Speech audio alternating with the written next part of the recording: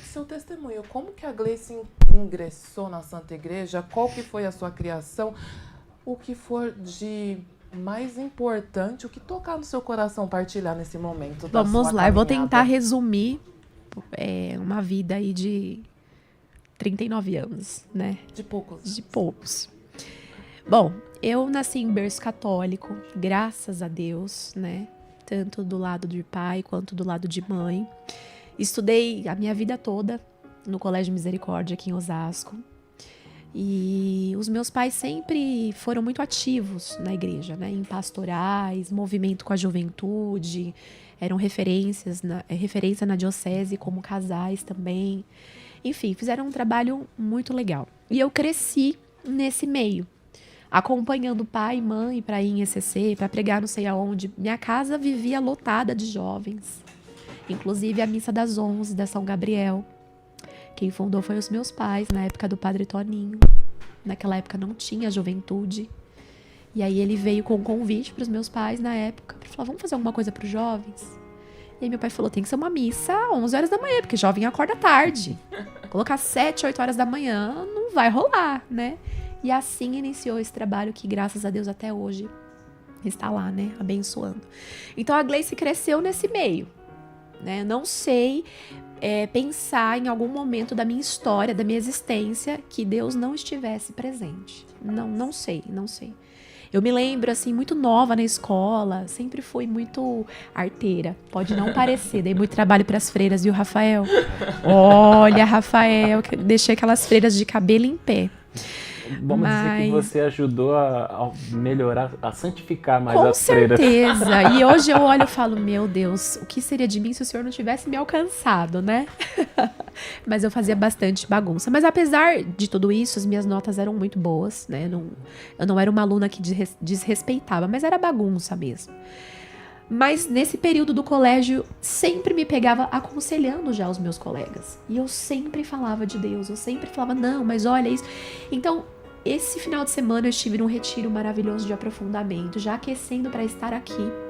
E num momento específico que eu estava lá, ele me recordava disso.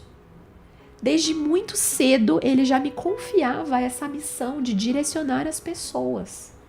Porque eu me questionava naquele retiro. Eu falei, eu sei que eu estou no barco, eu sei que você cuida de todas as coisas, eu já entendi qual que é meu propósito, é claríssimo dentro de mim, mas eu ainda preciso colocar algumas coisas no lugar. E ele ia me trazendo essas realidades, né? Desde muito cedo, eu estava ali sempre conduzindo as pessoas. Que coisa, né? E eu tenho certeza que com vocês aconteceram isso, com quem está nos assistindo, mas a gente não se dá conta das graças diárias, as gotas que caem na nossa história. A gente só lembra dos grandes milagres, daqueles que vão impactar, que vai ser aquele testemunho, uau, que vai deixar o pessoal de queixo caído. Mas e as gotas diárias de misericórdia, de livramento, de direcionamento? Porque a forja acontece assim. A gente espera por uma forja onde não tem mais saída. Claro que às vezes vai ter que acontecer isso. Porque para ir para níveis mais profundos, nós precisamos alargar a tenda. Não é? Nós estávamos conversando sobre isso, viu, Rafa? Alargar a tenda. Porque Deus tem pressa, né? E nós temos que ter profundidade. Mas eu entendi que o nosso caminho de santificação, ele é necessário, mas ele precisa ser leve. E eu demorei para compreender isso. Eu achava que ser cristã, ser uma mulher de Deus, né, que, enfim, cumpria todos os preceitos, tinha que ser aquela fé ali, sabe? Como se você batesse cartão numa empresa que não tivesse flexibilidade. E aquilo se tornou um peso para mim.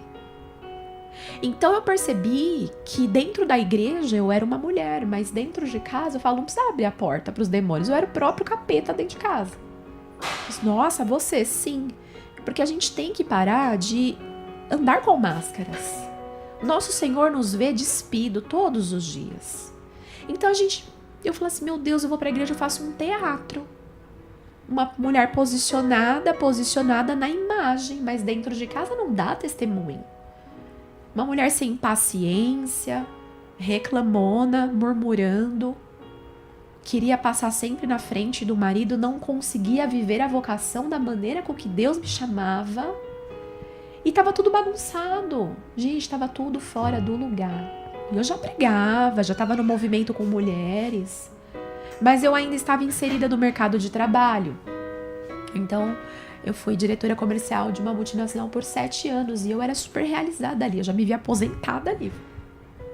Era aquilo que eu queria fazer pro resto da minha vida. E sempre com mulheres. Sempre com mulheres. Não adiantava fugir, Deus ia lá e cercava e colocava mulheres.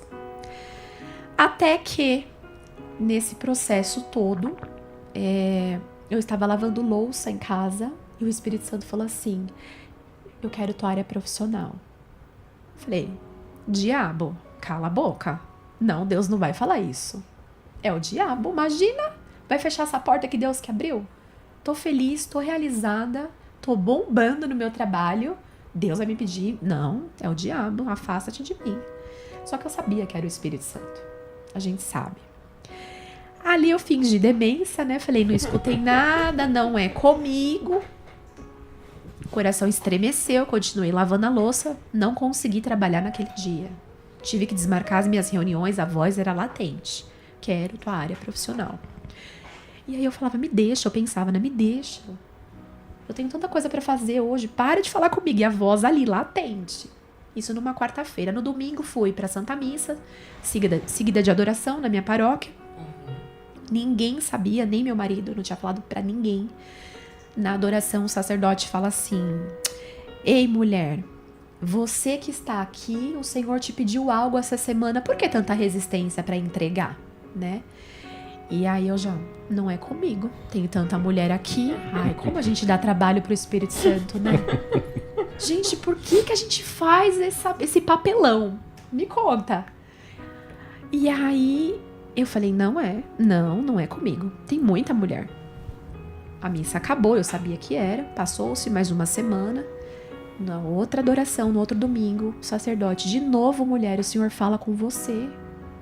Por que tanta desobediência? Que medo é esse que você tem de entregar aquilo que o Senhor te pede? Entrega.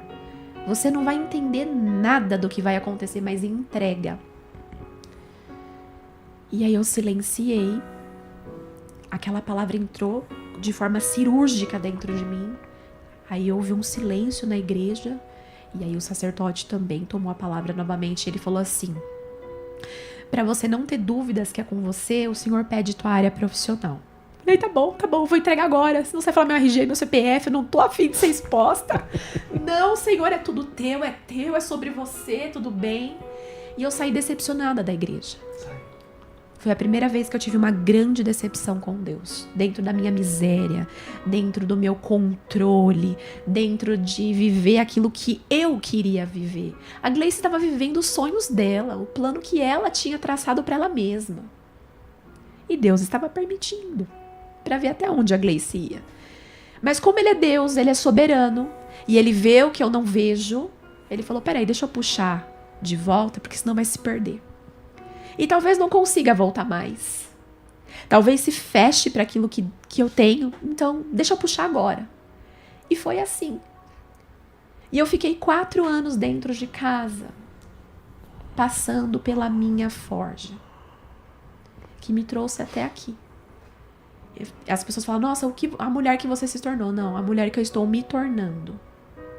Porque enquanto eu estiver na terra, eu estarei em construção. Nós estaremos em construção. Nós seremos uma obra eternamente inacabada. Porque eu sempre penso assim, essa semana que passou, ao primeiro grupo de mentoria, Deus está fazendo coisas extraordinárias. E eu dizia para as meninas, né? Foi uma aula sobre a olaria que eu convidei elas para descer e se humilhar na dependência. E eu falei assim, eu fico imaginando Jesus cruzando o braço, aquele sorriso largo, lindo que ele tem olhando pra gente, tudo acabada. Porque a gente vai tomando as rédeas da nossa vida e só vai quebrando a cara, só vai se esfolando. Aí eu imagino Jesus olhando pra gente e falando assim, eu acho que eu ainda posso fazer uma obra extraordinária com esse vaso. E é isso. Dentro das nossas misérias, das coisas que a gente vive, ele ainda acha que pode fazer algo extraordinário em nós. E essa primeira obra profunda foi nesses 4 anos de luta comigo. Então, veja bem, o Senhor, ele não me livrou das coisas que estavam ao meu redor. Sim, ele vai tirando, mas ele me livrou de mim mesma.